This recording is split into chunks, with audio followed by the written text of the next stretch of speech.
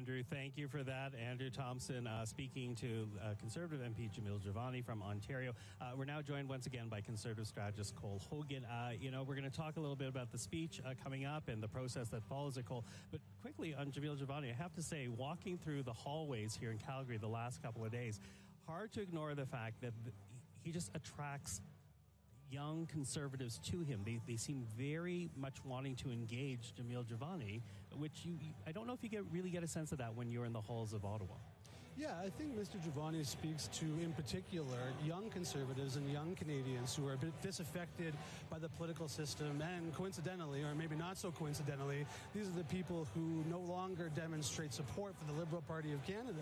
So we've seen Jamil Jivani's tours where he's engaging young Canadians about the problems that they face now in Canada, housing affordability, the cost of living, and Jamil Jivani is giving them an outlet through some of his tours to come and express their opinions about how they feel about their future in Canada, and I think that's why he's popular. And I would describe Mr. Jivani as not in any one particular camp of Conservatives, but a movement Conservative, and I think he'll be integral to the party for some time to come. Okay, build on it. What do you mean by movement Conservative? Well, in the Liberal Party, there'd be a Chrétien or a Martin Liberal, or, there'd be an O'Toole Conservative or a Poilievre Conservative. I think Jivani is a movement Conservative. He, of course, was running the Canada Strong and Free Network before and has written some very interesting work regarding men's mental health and how they are radicalized in certain instances and trying to address those problems of why young men feel so lost in this country. And I think that really speaks to a large contingent of people, young Canadians, who are looking for a brighter future in Canada. Okay, well, and to that, Pierre Poilievre, the coalition that he's been able to build around the Conservative Party, certainly it is appealing to a younger crowd. There seems to be more young Conservatives joining the party. There's also those expressing their frustrations economically where they are. So talk to us about what we're going to hear from the speech, because that has been Pierre Poilievre's message ever since he became leader. It was the message he carried into the campaign. But at the end of the day, it was a message that fell short to deliver him and this party to government. So what are we going to hear here? More of the same, an amendment of what we've heard before? What's your prediction? Well, I've heard a speech from Pierre in a different context where he was talking about it's not just about winning over one particular demographic. It's about gaining more votes with every demographic of Canadians. So we do have a sizable, significant majority of the youth vote. Canadians 18 to 59 basically are majority Conservative support. But we do need to endear ourselves more to the older generation of Canadians who used to be our bedrock support. So now the question is, how do we get everyone on board and get a little bit more of votes everywhere while building on that youth support and speaking to older Canadians so they can sort of adhere to and adopt Pierre Poilievre's message.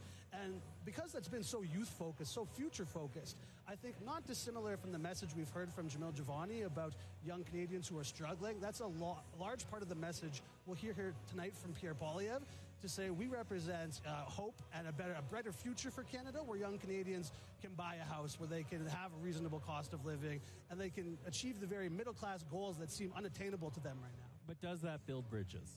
Does that build bridges amongst Conservatives? Because you talk about Martin Liberal, a Chrétien Liberal, but there is right now a debate as to, are you a progressive Conservative? Are you a Reform Conservative? Where do the two meet? Is this really a big tent party? And beyond that, reaching out to Canadians, is that enough to actually build a bridge to attract more votes, which this party needs to gain government?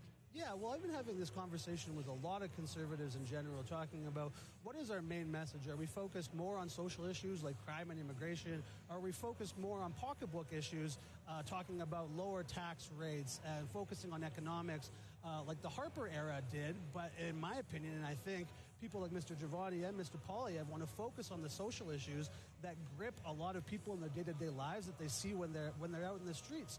So I think that envelops all Conservatives, and I think being aspirational in his message for Pierre Poilievre speaks to every generation of Canadian where, yes, you've got the young Canadian, 18 to 35 who's aspiring to own a home one day, start a family, have some kids, be able to have a car, these sorts of things.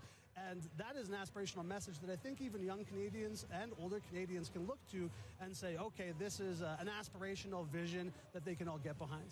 Okay. Listen, he'll give his speech. Pierre Poilievre will give his speech to the delegates in this room. And, of course, people across the country are watching and listening as well. But at the end of it, delegates will vote. What's the number he has to hit to signal that he has the support of the party and he's the leader to carry the party forward? I think 80 is satisfactory. Anything 85 plus is, above what they would expect, I think, and would be a really clear endorsement. So you're thinking somewhere between 80 85 is what we're going to see this evening? I think so, yeah. And I think 85 plus really seals the deal. Okay. Cole Hogan, thank you for that. We'll be watching the speech and then watching the results come in a little bit later this evening. Cole Hogan, conservative strategist, of course, a member of the Primetime Politics political strategist. Thank you for that. Thanks, Michael.